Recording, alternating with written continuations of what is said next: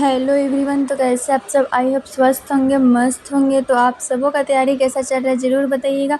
यहाँ पर आज है 15 जुलाई और आज सुबह सुबह उठकर हम लोग सोचे थे कुछ कुछ खाएंगे, क्योंकि कल सबका फास्टिंग था। तो मेस में हमको लगा कुछ अच्छा ही देगा, लेकिन जैसा मेस वालों का आदत है वैसा ही खाना पीना तो देंगे ही। तो खैर ये सब तो बात की बातें है। तो यहाँ पर हम जा रहे थे मेस में खाने।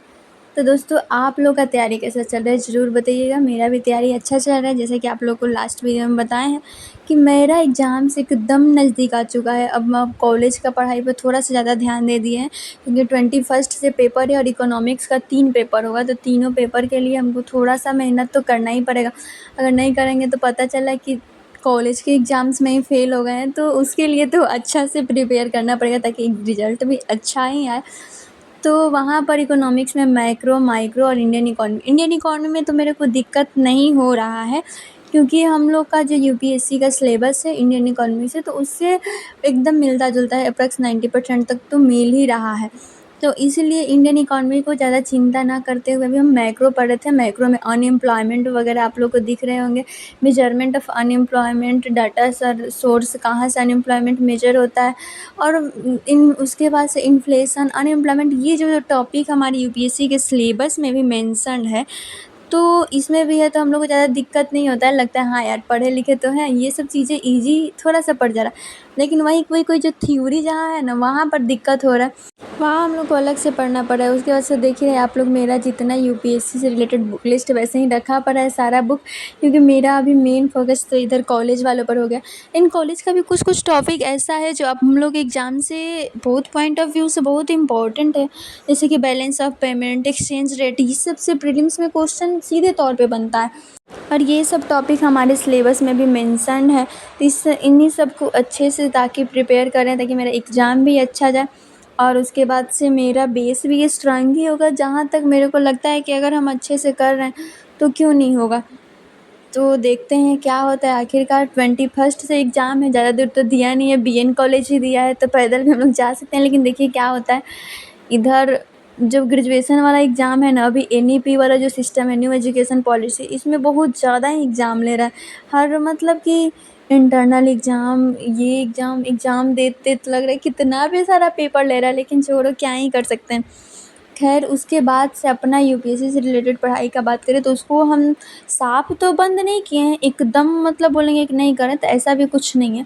मेरा कुछ कुछ मेन चीज़ ऑप्शनल कर रहे थे, शाम के वक्त सोच रहे हैं, सुबह में पहले करते थे, लेकिन अब कॉलेज का पढ़ाई थोड़ा सा ज़्यादा करने के चक्कर में सुबह में सिर्फ और सिर्फ इकोनॉमिक्स पढ़ रहे हैं, दिन भर इकोनॉमिक्स पढ़ रहे हैं, ताकि मेरा इकोनॉमिक्स बढ़िया से हो। और उसके बाद से ऑप्शनल हो गया तो उसको शाम के वक्त अच्छे से, ज़्यादा तो नहीं हो पा रहा है पहले जैसे प्रॉपर वे में, लेकिन जितना हो रहा है उतना हम अपने से करने का ट्राई कर रहे हैं। आगे क्या होना है क्या नहीं होना है वो तो भगवान के हाथ में है, लेकिन अपने हाथ में जितना है उतना मैं तो ट्राई कर रही हूँ कि मेरे से अच्छा हो। और आप लोगों से एक चीज़ और बता दें, यहाँ पे आप लोग मेरा नोट्स देखे होंगे, कुछ कुछ इंग्लिश मीडियम में था, क्योंकि मैंने कॉलेज का पढ़ाई, जो मेरा कॉलेज में क्लासेस चलता है प्रॉपर इंग्लिश मीडियम में चलता है। हिंदी का थोड़ा सा भी कोई टीचर्स नहीं पढ़ाते हैं, तो हमको यहाँ पर अगर कॉलेज के साथ साथ करना है तो मेरे को ज़्यादा दिक्कत हो अगर इंग्लिश में पढ़े फिर हिंदी में लिखें। और मेरे में उस लैंग्वेज में भी हम सहज हैं, उस लैंग्वेज में भी मैं लिख पा रही हूँ, मेरे को ज़्यादा दिक्कत नहीं हो रहा है।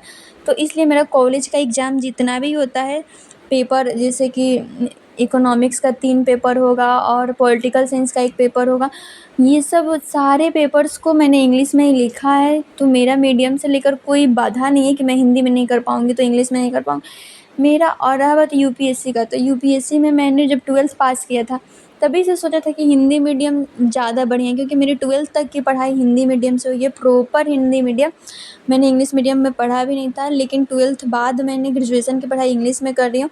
लेकिन मेरे को ऐसा नहीं लगता है कि मेरे को आता नहीं है, मैं सब कुछ लिख भी लेती हूँ और बाकायदा अच्छे से लिख पाती हूँ, मतलब कि ज़्यादा दिक्कत भी नहीं होता है। तो मेरे को लगता है ना, मेरे में एक नेचर है कि मैं चाहती हूँ कि हर चीज़ को, मेरे को पता नहीं कि मेरे को मन करता है ये चीज़ भी मैं सीखती, ये चीज़ मेरे को आना चाहिए, और नहीं होता है तो मेरे को बहुत दिल पे लग जाता है यार, बहुत बुरा लगता है कि क्यों नहीं हो रहा है, आखिर जब सब कर सकते हैं तो मैं क्यों नहीं कर सकती हूँ।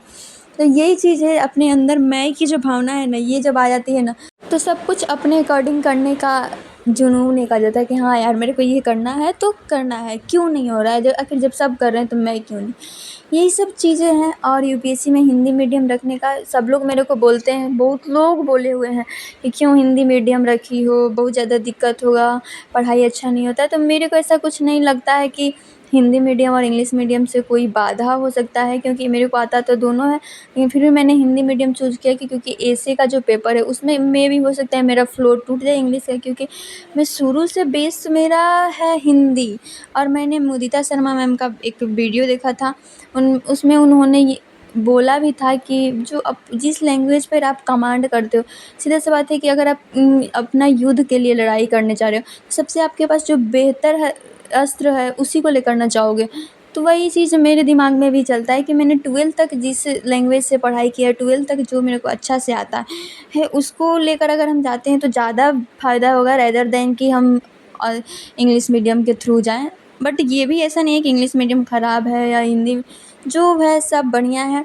और अभी के टाइम में हिंदी मीडियम में भी बहुत सारे टॉपर्स हैं, रब्बी सिहाग सर, दिव्या मैम, मुदिता शर्मा मैम, और बहुत सारे इस बार का टॉपर्स लोग भी हैं। तो अच्छा अच्छा रैंक भी आ रहा है, बस कमी है तो हम लोगों को मेहनत करना है और कुछ नहीं। अपना मेहनत अगर करेंगे तो सब अच्छा ही होगा।